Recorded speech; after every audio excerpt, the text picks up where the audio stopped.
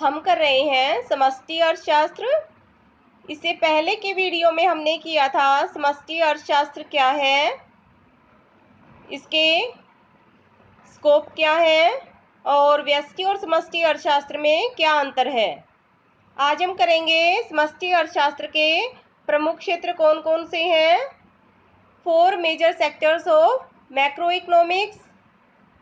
विस्तृत रूप से अर्थव्यवस्था को 4 क्षेत्रों में बांटा गया है।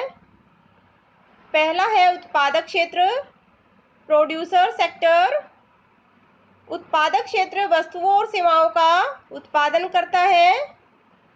उत्पादन करने के लिए यह गृहस्थ या परिवार क्षेत्र से उत्पादन के जो साधन हैं, जैसे भूमि, पूंजी, श्रम और उद्यम, इनको खरीदता है या किराए पर लेता है। उत्पादन के साधनों के साथ गैर साधनागत, जैसे कच्चा माल है, मशीनरी है, इनका प्रयोग करके वस्तुओं और सेवाओं का उत्पादन करता है और उन वस्तुओं और सेवाओं को गृहस्थ या परिवार क्षेत्र को बेच देता है। सेकंड है गृहस्थ क्षेत्र, हाउस होल्ड सेक्टर। गृहस्थ क्षेत्र वह क्षेत्र है जो वस्तुओं और सेवाओं का उपयोग करता है, उनको यूटिलाइज करता है। गृहस्थ क्षेत्र उत्पादन के साधनों का स्वामी होता है, उनका मालिक होता है। वस्तुओं का उत्पादन करने के लिए यह उत्पादक क्षेत्र को उत्पादन के साधन प्रोवाइड करवाता है और उसके बदले में आय प्राप्त करता है, जिससे वह अपने लिए वस्तुओं और सेवाओं को खरीदता है। नेक्स्ट है सरकारी क्षेत्र, गवर्नमेंट सेक्टर। गवर्नमेंट सेक्टर का कार्य है कराधान और आर्थिक सहायता है।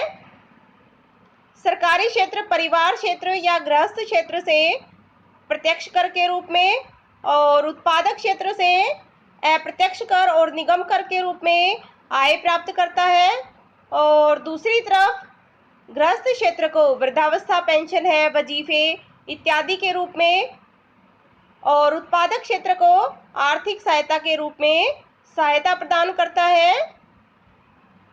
नेक्स्ट है शेष विश्व क्षेत्र, rest of the world sector. यह क्षेत्र निर्यात और आयात संबंधी कार्य करता है। निर्यात, एक्सपोर्ट, जब एक देश दूसरे देश को वस्तुएं और सेवाओं को बेचता है तो वह निर्यात, एक्सपोर्ट कहलाता है। जबकि आयात, इंपोर्ट, एक देश के द्वारा दूसरे देश से वस्तुएं और सेवाओं को खरीदना आयात या इंपोर्ट कहलाता है।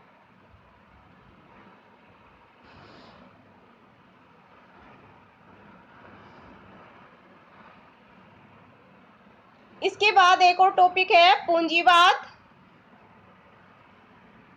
पूंजीवादी अर्थव्यवस्था वह अर्थव्यवस्था है जिसमें स्वतंत्र उद्यम, प्रतिस्पर्धा और निजी संपत्ति विद्यमान होती है। इसके अंतर्गत उत्पादक वस्तुओं और सेवाओं का उत्पादन करने के लिए स्वतंत्र होता है, उत्पादकों में प्रतिस्पर्धा होती है और निजी संपत्ति का अधिकार लोगों को होता है। दूसरे शब्दों में कह सकते हैं कि इस प्रकार की आर्थिक प्रणाली में प्रकृति और मनुष्य के द्वारा जो पूंजीगत साधन है उन पर व्यक्तिगत स्वामित्व होता है और वो अपने निजी लाभ के लिए इसका प्रयोग करते हैं। उत्पादक वस्तुओं और सेवाओं का उत्पादन अधिकतम लाभ के लिए करता है। दूसरी तरफ उपभोक्ता अपनी संतुष्टि को अधिकतम करने के लिए वस्तुओं और सेवाओं का प्रयोग करता है। पूंजीवादी अर्थव्यवस्था के कुछ गुण हैं। फर्स्ट है पदार्थों और सेवाओं में विविधता।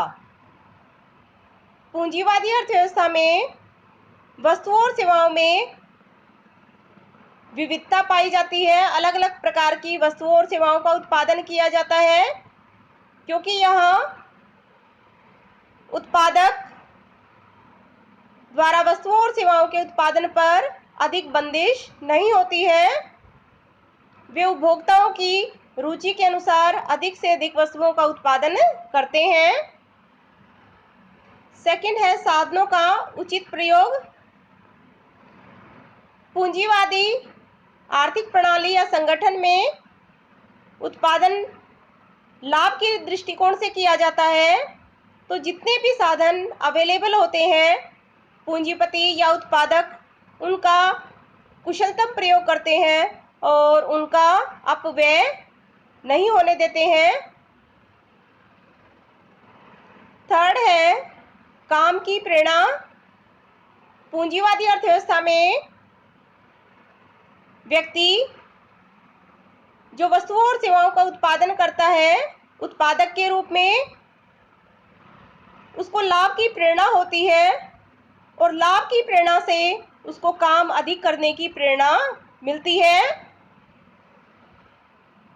इसके साथ ही निजी संपत्ति का स्वामित्व है और उत्तराधिकार के नियम है।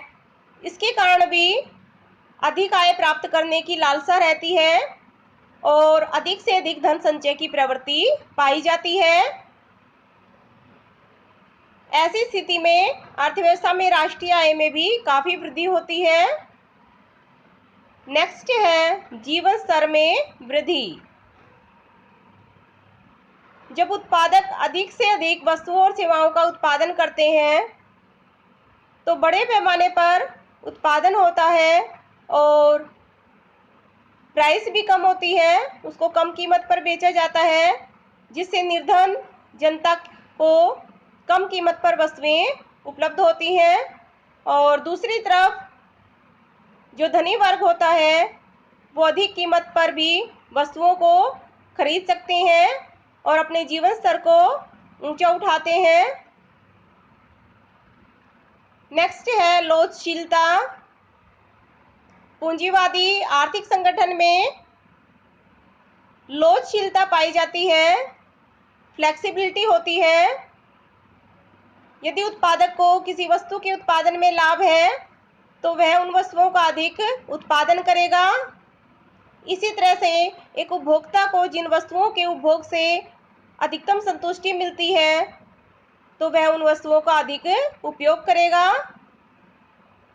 तो इसी तरह समय के अनुसार उत्पादक, उपभोक्ता और आर्थिक क्रियाएं अपने आप को ढाल लेती हैं।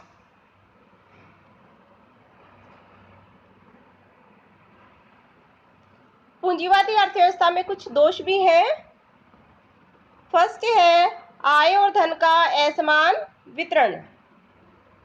पूंजीवादी अर्थव्यवस्था में उत्पादक अपने लाभ को अधिकतम करते हैं और इसी कारण जिन उत्पादकों के पास निजी संपत्ति अधिक है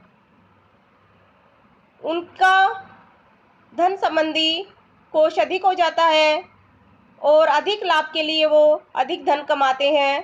तो इस तरह से धनी और अधिक धनी और निर्धन और अधिक निर्धन होते चले जाते हैं।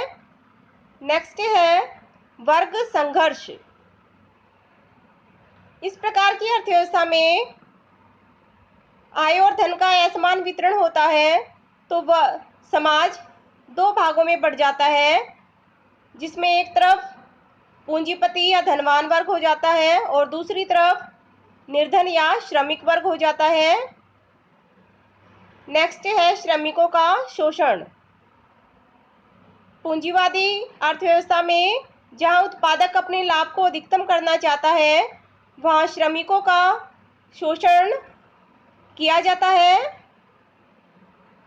क्योंकि अधिक लाभ की संभावना से श्रमिक वर्ग का ध्यान नहीं रखा जाता है। फोर्थ है अपव्ययपूर्ण प्रतियोगिता। पूंजीवाद में जो प्रतियोगिता उत्पादकों के मध्य पाई जाती है वो अपव्ययपूर्ण होती है, अधिक व्यय नहीं करते हैं कंपटीशन में वे आपस में। नेक्स्ट है समन्वय की कमी।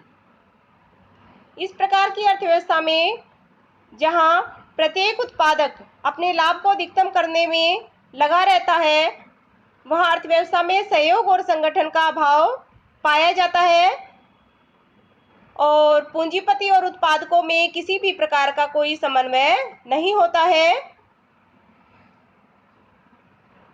ये लेसन 1 समाप्त होता है यहीं पर।